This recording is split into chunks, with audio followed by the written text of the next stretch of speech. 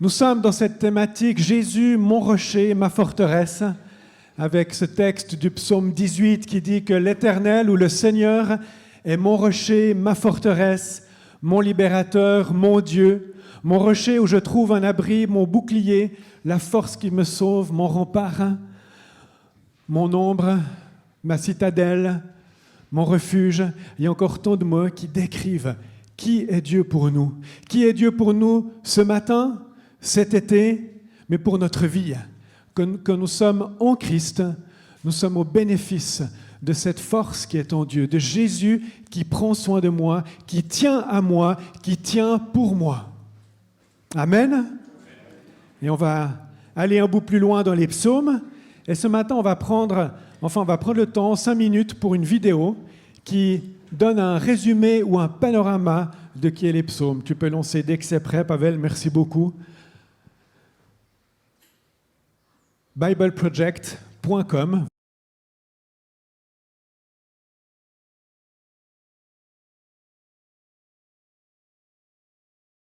Mais vous pouvez le regarder à nouveau, cette vidéo, sur BibleProject.com, donc Bible Project, le mot projet en anglais, .com.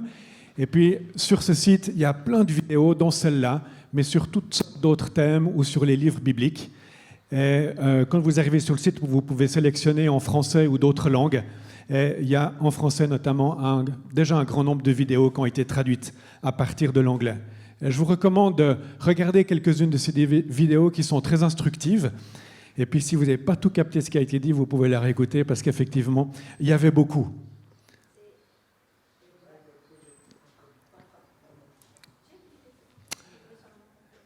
Et pour la suite de cette matinée, j'aimerais prendre le psaume 59, qui est en fait un psaume qu'on appelle de lamentation. Un grand nombre des psaumes, plus d'un tiers, sont des psaumes de lamentation. Qu'est-ce que ça signifie, se lamenter? Se lamenter, c'est dire notre détresse à Dieu, dire nos pleurs à Dieu, dire notre incompréhension par rapport à ce qui se passe. Chris Wright, un théologien anglais, dit ceci. Il traduit lamentation en disant « Dieu, j'ai mal, Dieu, tout le monde en rit, et Dieu, tu ne m'aides pas vraiment. Combien de temps cela va-t-il encore durer ?» C'est un petit peu vrai par moments. On se dit « Mais oui, je crois en Dieu, je sais qu'il est là et qu'il va me secourir, mais pourquoi ça prend autant de temps ?» Et puis les lamentations interviennent dans ces espaces de vie qui semblent durer alors que certaines situations, certains problèmes ne se résolvent pas comme ça. Et les psaumes sont là pour nous aider à traverser ces temps et à dire à Dieu notre détresse, nos pleurs, nos lamentations. Il n'y a pas besoin on va lire le psaume après, lisez-le pas maintenant. Ajit Fernando, qui est un théologien sri-lankais, dit ceci: « Les lamentations sont les cris des justes qui, en dépit de leur fidélité, passent par de grandes épreuves. » Les cris de ceux qui croient en Dieu, qui s'attendent à Dieu, où les épreuves semblent longues, énormes, tout en restant fidèles à Dieu, ils crient et ils disent « Seigneur, qu'est-ce que je peux faire ?» David s'est lamenté, et d'autres dans les psaumes. Plusieurs prophètes se sont lamentés sur la situation du peuple d'Israël ou d'un pays ou d'un autre. Jésus s'est lamenté sur la situation de Jérusalem, qui n'était pas en mesure de reconnaître ceux qui sont envoyés vers elle, vers cette ville. Il y a toutes sortes de situations dans la Bible où on voit que les lamentations prennent leur sens, prennent leur place. Et ainsi, parfois, les psaumes nous aident à nous lamenter aussi, à dire notre incompréhension, à dire notre deuil ou notre tristesse à Dieu. Et c'est bon de pouvoir les lire, c'est bon parfois de pouvoir se lamenter devant Dieu lorsqu'il y a une situation qui nous dépasse. Parce qu'en déversant notre cœur à Dieu, eh bien, je lui offre mon cœur. Je lui offre aussi ce qui ne va pas. Et à Dieu, je ne vais pas offrir que lorsque je suis content. Dieu espère pouvoir partager avec nous un dialogue en profondeur, donc qui couvre les moments où tout va bien et les moments où tout va mal. Nous avons chanté à pleine voix « Je te donne tout mon cœur ». Si je donne tout mon cœur à Dieu, je pense qu'il y a des moments où dans mon cœur, il y a des choses qui sont compliquées ou lourdes. Et ça aussi, je veux les donner. On va lire le psaume 59 ensemble, qui est un psaume de la vie de David. Cet homme qui a écrit un grand nombre de psaumes. Et ce psaume 59 nous est dit qu'il a été écrit par David lorsque Saül envoya cerner sa maison pour le faire mourir. L'histoire se trouve dans 1 Samuel 19, au verset 11. À ce moment-là, Saül voulait faire mourir David et il envoie des hommes pour aller le tuer pendant la nuit. Mais juste avant la nuit, la femme de David, Michal,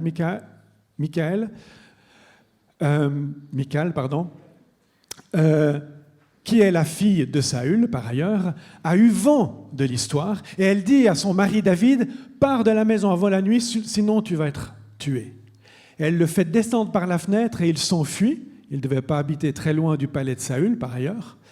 Et il part et pendant la nuit, effectivement, des soldats arrivent et envahissent la maison.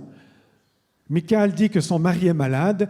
Les soldats repartent sans aller vérifier dans la chambre à coucher. Mais Saül les renvoie illico et leur dit « Amenez-le-moi, même sur son lit, que je puisse le faire mourir. » Et là, il réalise que David avait effectivement fui, d'où Saül étant encore dans une plus grande fureur. Mais cela signifie que David, lorsqu'il écrit ces paroles, il est en danger de mort. Il est en danger, il a peur pour sa vie. Et ce n'est pas juste une hypothèse, c'est une réalité. Alors voilà, dans cet état d'esprit, quand l'a-t-il composé? 1 jour, 2 jours, 3 jours après? On ne sait pas tout à fait, mais dans cette situation où il craint fortement pour sa vie. Lisons le psaume 59 ensemble. « Mon Dieu, délivre-moi de mes ennemis, protège-moi contre mes adversaires. Délivre-moi de ceux qui commettent l'injustice et sauve-moi des hommes sanguinaires. Car les voici aux aguets pour m'enlever la vie. Des hommes puissants complotent contre moi sans que je sois coupable, sans que j'aie péché éternel. Malgré mon innocence, ils accourent, prêts à m'attaquer. Réveille-toi, viens vers moi et regarde. Toi, Éternel, Dieu de l'univers, Dieu d'Israël, lève-toi pour corriger toutes les nations, ne fais grâce à aucun de ces traîtres impies. Ils reviennent chaque soir, ils hurlent comme des chiens, ils font le tour de la ville. De leur bouche, ils font jaillir l'injure, leurs paroles sont des épées. Ils disent, qui est-ce qui entend? Mais toi, Éternel, tu te ris d'eux, tu te moques de toutes les nations. Toi qui es ma force, c'est en toi que j'espère, car Dieu est ma forteresse. Mon Dieu m'accueille dans ta bonté, Dieu me fait contempler mes adversaires. Ne les tue pas, sinon mon peuple les oublierait. Fais-les trembler par ta puissance et jette-les à bas, Seigneur, notre bouclier. Leur bouche pêche à chaque parole de leurs lèvres, qu'ils soient pris dans leur propre orgueil. Ils ne profèrent que malédiction et mensonge. Détruis-les dans ta fureur, détruis-les et qu'ils n'existent plus. Qu'on sache que Dieu règne sur Jacob jusqu'aux extrémités de la terre. Ils reviennent chaque soir, ils hurlent comme des chiens, ils font le tour de la ville. Ils errent çà et là, cherchant leur nourriture, et ils passent la nuit sans être rassasiés. Quant à moi, je chanterai ta force. Dès le matin, je célébrerai ta bonté, car tu es pour moi une forteresse, un refuge quand je suis dans la détresse. Toi qui es ma force, c'est pour toi que je veux chanter, car Dieu, mon Dieu si bon, est ma forteresse. Amen. Voilà un beau psaume. Puis en même temps, je réalise que ce n'est pas si simple de prier un tel psaume. Comment est-ce que vous faites quand il y a ces paroles qui disent « détruis-les » ? Puis vous vous dites « ouais, mais Jésus, il a dit qu'il fallait prier pour ses ennemis. Donc je fais quoi là ? Comment est-ce que je prie ?» On aime bien les psaumes qui évoquent la louange, les acclamations, la montée vers Jérusalem pour adorer avec les autres. On aime bien quand c'est marqué « Dieu est ma forteresse ». C'est là que j'ai entendu quelques amens de votre part, mais je n'ai pas entendu des amens à toutes les phrases. Que faisons-nous quand il y a la colère qui me prend ou la tristesse parce que je subis une injustice? Comment est-ce que je prie lorsque, effectivement, un collègue ou un supérieur est infect avec moi et que je ne le supporte plus, ou me fait un coup bas, ou quelqu'un dans la famille ou ailleurs? Comment est-ce que je fais quand je souffre parce qu'une maladie ou quelqu'un dans ma famille est affecté par une situation où je ne peux rien faire, rien aider, mais ça m'affecte aussi parce que je souffre avec lui? Comment est-ce que j'arrive à prier dans ces moments où la rage intérieure semble plus forte que le désir de réellement louer Dieu en disant « Dieu est ma forteresse ». Vous imaginez David qui fuyait des hommes qui avaient des lances réelles et qui étaient prêts à le transpercer, se trompait de carrefour, il les rencontrait et il était mort. Alors David dit à Dieu « Délivre-moi de mes ennemis ». Ça certainement que c'est encore pas trop compliqué à dire, mais après, à un moment donné, il a des paroles imprécatoires.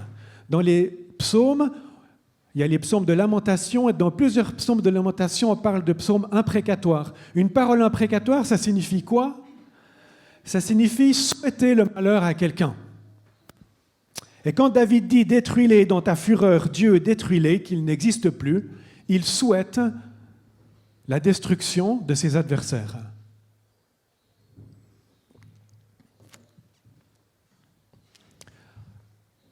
Maintenant, tout au fond de vous, de votre cœur, quand il y a une injustice profonde par rapport à ce que vous êtes en train de vivre, est-ce que parfois, il n'y a pas l'envie de dire « Seigneur, détruis cette personne ». Non, je n'aurais jamais dû dire ça. Mais au fond, qui ne l'a jamais pensé? Et je me dis, comment est-ce que cette parole, si je dis à Dieu, connais mon cœur entier, je te donne tout mon cœur, comment est-ce que, d'une certaine manière, ces paroles traduisent parfois quelque chose de moi, que je sais ne pas être juste, mais néanmoins c'est en moi. Comment est-ce que je la porte à Dieu? Et finalement, je pense que c'est là toute la valeur de ces psaumes de lamentation et d'imprécation qui sont là et qui nous aident à dire des choses, mais comment les dire? Comment les apporter à Dieu? Si tu peux remettre le PowerPoint, s'il te plaît, Pavel, le slide suivant, voilà. J'ai remis quelques versets du psaume 59 avec cette croix. Et c'est comme si on peut mettre ensemble la croix et ces paroles. Parce que la colère de Dieu, la colère de Dieu face au mal, la colère de Dieu face à l'injustice que vous pouvez vivre, la colère de Dieu par rapport aux situations difficiles qui offensent et qui détruisent et qui divisent, elle est là. Mais où est-ce que la colère de Dieu, on va dire, se résout? C'est à la croix.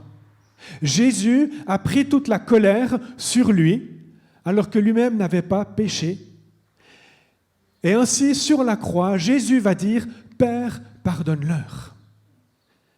Et ainsi, la colère de Dieu, par rapport au mal que nous pouvons subir, que nous pouvons vivre, eh bien, se résout à la croix. Et à la croix, je peux dire, tu peux mettre le slide suivant, s'il te plaît.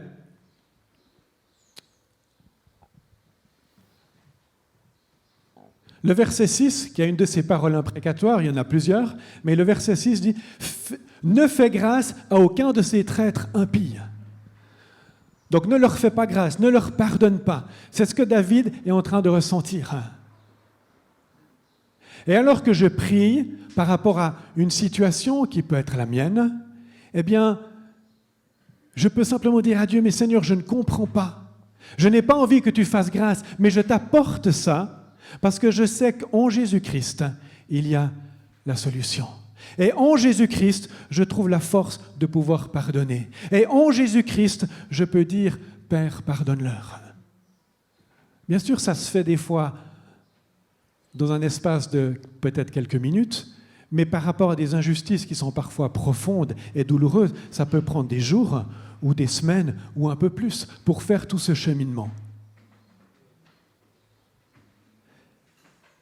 Donc là, le Nouveau Testament, dans Romains 12, nous dit « À moi la vengeance, c'est moi qui rétribuerai, dit le Seigneur. » Et juste avant ou juste après, dans Romains 12, il a dit « Ne rendez pas le mal pour le mal, mais rendez le bien au contraire, rendez le bien pour le mal. » Et puis c'est s'aligner avec la pensée de Dieu, c'est-à-dire c'est Dieu qui exerce la vengeance et ce n'est pas moi. Et cette vengeance, eh bien, elle passe par la croix. Parce que Jésus a pris sur lui, en étant innocent et sans péché, tout le mal du monde entier, toute la terreur du monde entier, et toute cette colère de Dieu qui s'est abattue sur Jésus à la croix et dont il est mort. En même temps, Jésus a été là, ce sacrifice qui permet de dire « Père, pardonne-leur ». Et puis je laisse à Dieu la vengeance et surtout je laisse à Dieu la justice. Ce n'est pas moi qui me fais justice, mais c'est Dieu qui fait justice. Et il choisit de l'exercer à la croix et de faire grâce.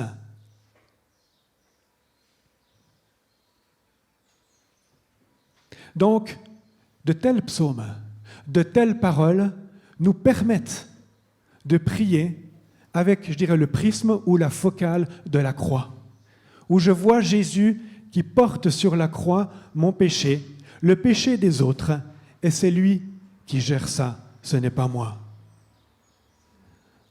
Au verset 12, c'est pas sur le PowerPoint, « Fais-les trembler par ta puissance et jette-les à bas », c'est une autre parole imprécatoire, une parole qui demande le malheur, et celle du verset 14 qui dit « Détruis-les, dans ta fureur, détruis-les et qu'ils n'existent plus ». Ça peut traduire parfois les pensées de mon cœur, mais j'apporte ça à Jésus. Et je laisse ça à Jésus. Et je prie, et je me confie en Dieu. Et après ce psaume, comme vous l'avez entendu 2-3 fois, David dit « Dieu est ma forteresse ». Dieu est ma forteresse, donc je lui fais confiance. Mais Dieu me permet d'exprimer mes émotions, me permet d'exprimer mon ressenti, me permet d'exprimer ma colère,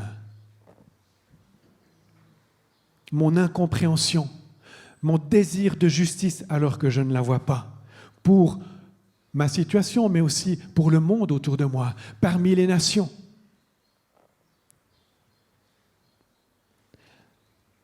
Alors c'est un des axes que je voulais apporter pour prier les psaumes de lamentation ou avec des paroles parfois qui nous semblent aller trop loin.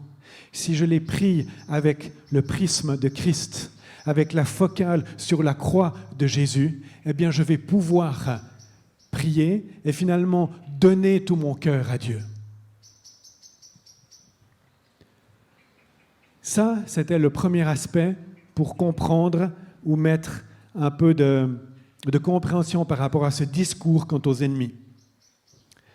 J'aimerais prendre un deuxième aspect ou une deuxième ligne de lecture, et c'est celle que j'appelle, où je traduis les ennemis par ce qui malheureusement parfois m'habite, qui sont les péchés intérieurs.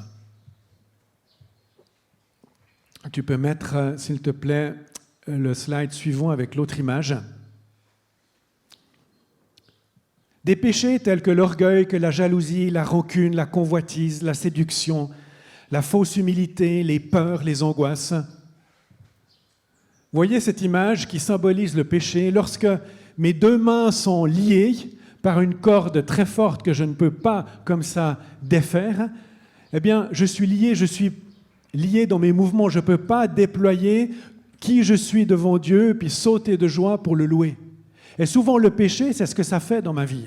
C'est que ça me terre dans un coin. Ça me met dans une position où je ne peux pas exprimer tout le potentiel que Dieu a mis en moi.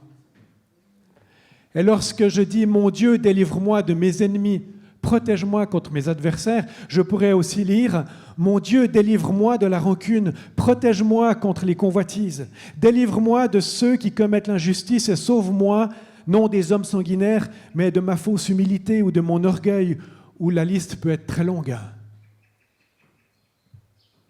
Et oui, par moments, ce qu'il y a dans mon cœur peut me lier. Et j'ai besoin de combattre. Et ce psaume peut m'aider à dire aussi, Seigneur, mes ennemis, ce n'est pas X ou Y, mais c'est ce désir, en fait, de faire mal à l'autre. C'est ce désir de le rabaisser et de le critiquer. C'est ce désir qui vient malgré moi et qui, comme les chiens, hurle chaque soir pour que je fasse ceci ou cela. Ou la peur de quelque chose, parce qu'au lieu de me confier en Dieu, je me confie dans mes propres capacités et tout à coup j'ai peur.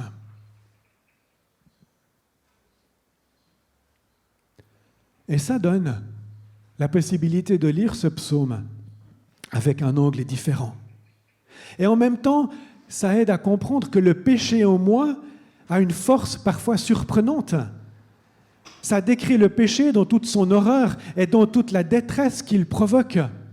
Et j'ai besoin de me débarrasser de ce qui noircit mon cœur. Et je prie à Dieu, délivre-moi de mes ennemis.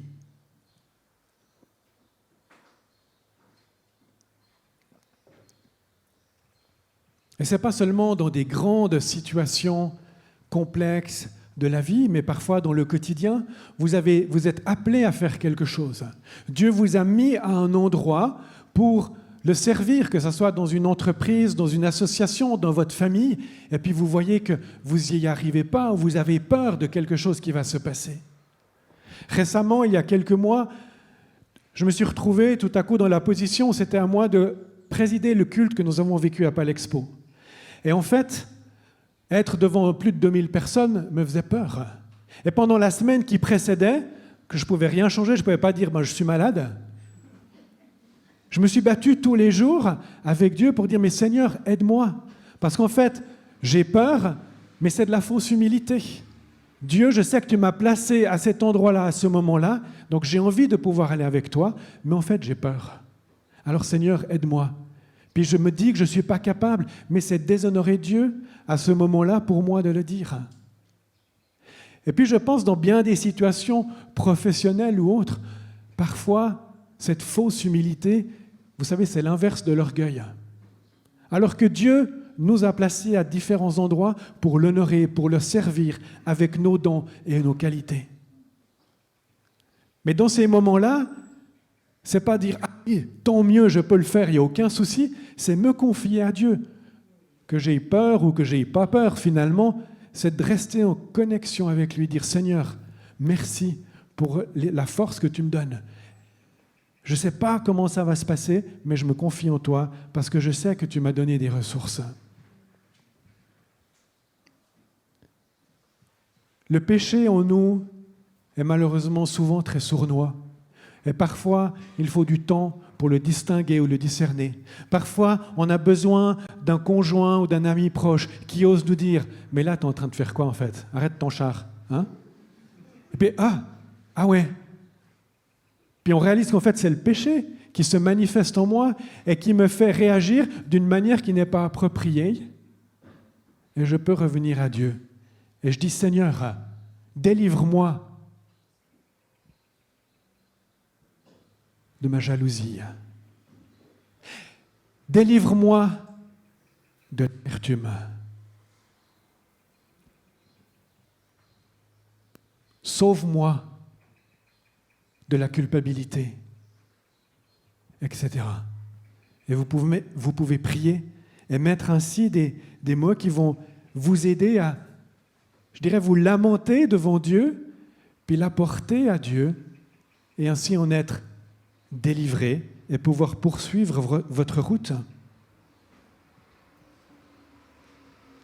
Et l'idée de lire les psaumes régulièrement, comme c'était écrit ou disons dit dans la vidéo, eh bien c'est que ces situations, elles arrivent régulièrement dans notre vie, et en ayant les psaumes, eh bien ça nous aide à rester comme à l'écoute, à rester aux aguets par rapport à ce que Dieu fait en nous, à rester à l'écoute de l'Esprit qui me dit « Mais tu es fils et fille de Dieu, je veux marcher davantage avec toi, je veux te conduire près du cœur du Père, alors viens, débarrasse-toi de ces choses-là qui sont des fardeaux et va plus loin.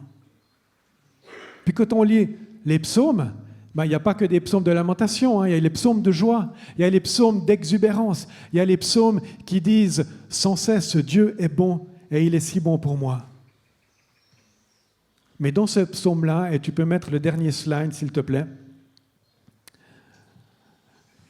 il y a par 3 fois souligné « Dieu est ma forteresse ». Toi qui es ma force, c'est en toi que j'espère, car Dieu est ma forteresse. Et à la fin du psaume, c'est dit par 2 fois. Donc oui, au milieu de la lamentation, il y a cette affirmation que Dieu est présent et en qui je peux me confier. Et puis en fait, j'aime bien le verset 9 qui vient juste avant. Il y a David qui prie et qui se plaint. Et puis ensuite, il dit « Mets-toi », c'est-à-dire « Mets-toi Éternel » ou « Mets-toi Seigneur ». Tu te ris d'eux et tu te moques de toutes les nations. Souvent dans la parole de Dieu, quand il y a une situation compliquée, il y a un « mais Dieu » qui fait quelque chose. Et là, c'est étonnant, c'est Dieu, il rit. Et je trouve intéressant, mais toi, Éternel, tu te ris d'eux. C'est comme si ça remet un petit peu de perspective. Là. Un bon rire fait du bien, on se détend. Ah oui, mais c'est peut-être pas si grave. Dieu est là, celui qui a créé les cieux et la terre. Et il peut gérer. Et je veux me confier en lui. Vous voyez Dieu rire ? Peut-être, hein ? Dieu est là et il gère. Et voilà, je terminais par cette répétition, Dieu est ma forteresse. Et ma prière, c'est qu'il soit une forteresse pour chacun d'entre vous. Pour toi, alors que tu traverses un temps difficile ou que la situation va régulièrement bien, Dieu est ta forteresse. Dieu te tient, te soutient, te fortifie. Dieu est un rempart dans ta vie, dans ce que tu es en train de vivre avec ta famille, et il va t'aider. Et il est là. Et sur lui, tu peux te reposer. On va prier ensemble.